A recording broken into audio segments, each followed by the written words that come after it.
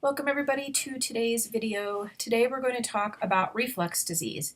We're going to talk about kind of the symptoms, the ways that the doctor may try to figure out whether it is reflux, and we're also going to talk about some management strategies. Now, a lot of times what happens is doctors will want to rule out more serious conditions, and sometimes the best way that they'll do that is they'll try medication for your baby or some management strategies for your baby for reflux, and if those work, then it takes care of the problem. But if they feel that, say, your baby has a failure to thrive, or maybe they're showing some other type of symptoms that could be attributed to some other kind of illness, they may want to rule those out. But we're just strictly going to talk about symptoms of reflux disease, kind of to know the difference between just regular spitting up, what's normal spitting up, and what is actually reflux. And a lot of the symptoms for reflux disease can mimic colic. So again, this is a situation in where your doctor might ask certain questions, and there are a few things that you should be able to, kind of figure out if it's colic. Colic can usually be resolved through gas medicine, sometimes tummy massage. Sometimes it just has to work its way out. But with reflux, it can cause some other issues. And again, the symptoms are very similar. So your doctor may try some medication or, again, some management strategies that would help to see if that works. And if so, then it kind of gives you an idea of what it is.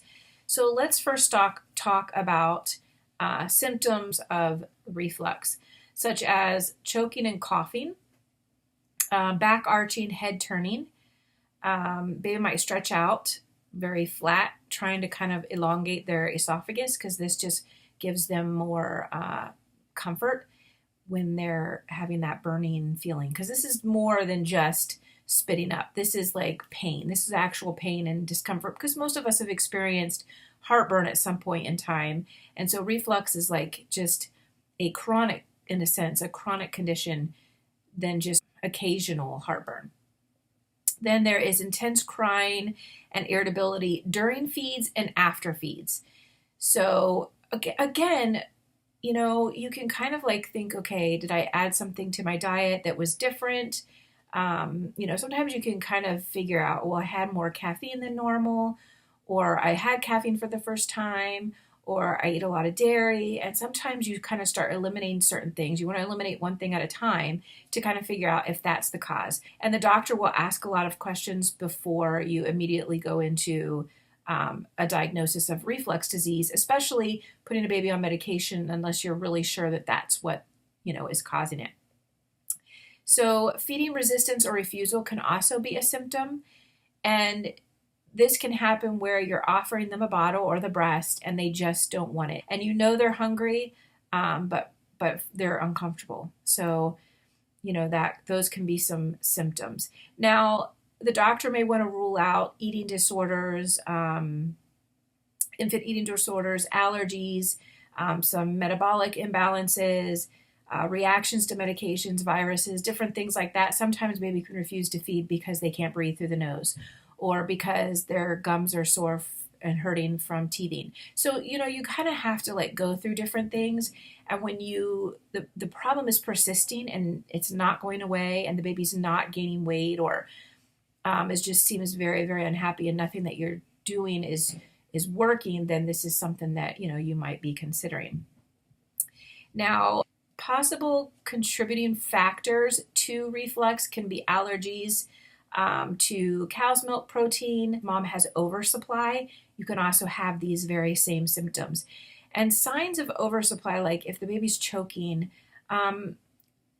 you can there's some things that you can do, and maybe that'll be a video on itself when we talk a little bit about oversupply. And I actually do have a video on that, but maybe I'll do an updated one. If not, you can always go through and look at. If I remember, I will try to put a link in the description. So to diagnose, doctors might try a couple different things. There's more invasive tests like the pH probe, there's endoscopy, there's the Barium Swallow, And there are some trials of medication, so they might try some different medications. So Barium Swallow, if you don't know what some of these are, the Barium Swallow is where the baby swallows, I think it's like a certain type of dye, but it coats the esophagus and they're able to see if there's any type of malformation or sores or anything, because it just kind of forms along, and they take a picture right away and they're able to see. Endoscopy is where they take a camera down, they go in and they look at the esophagus. A lot of times they can tell by doing that if there's been some acid reflux going up into the esophagus, because there's signs of that. pH probe, I had this done, and I don't know with babies if it's the same thing, but you swallow a very small tube that goes down into your belly, and then you like monitor there's a machine that you monitor your symptoms.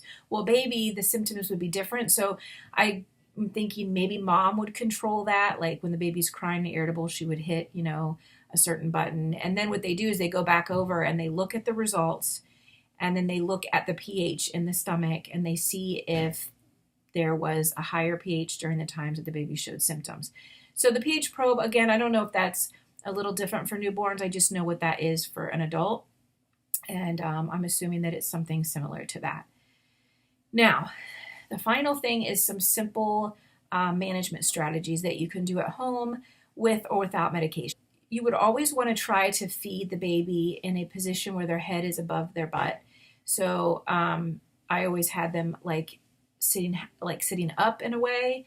Breastfeeding, you would do it where you would hold them up a certain way. Maybe you would use the sitting up position. Just ways that you can really bring your baby up while they're feeding, and then keeping their head above their bottom.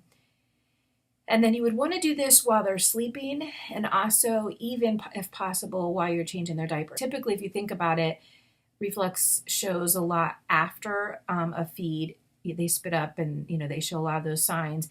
So if you can keep them in an upright position for a good 30 minutes after they eat, but what you find is either as soon as they're done eating, they're sleeping and you lay them down, or maybe you need to change their diaper, so you lay them down to change their diaper, and then it just exasperates it. It's just like if we go eat a meal and then we go lay down immediately, like it just immediately starts to cause issue if you have reflux.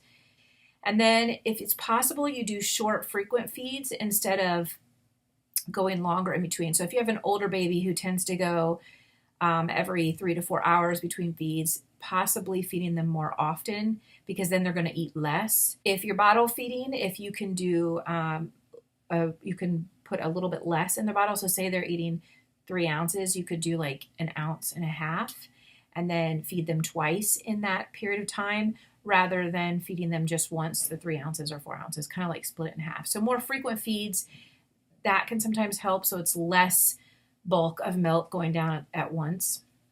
You can also try paced bottle feeding if you're using a bottle, because sometimes that can help because it's a slower pace and they take less and they tend to not overeat as easy or take in so much. All of these things that I mentioned are all good for just making the baby more comfortable, because it's not really going to solve the reflux problem.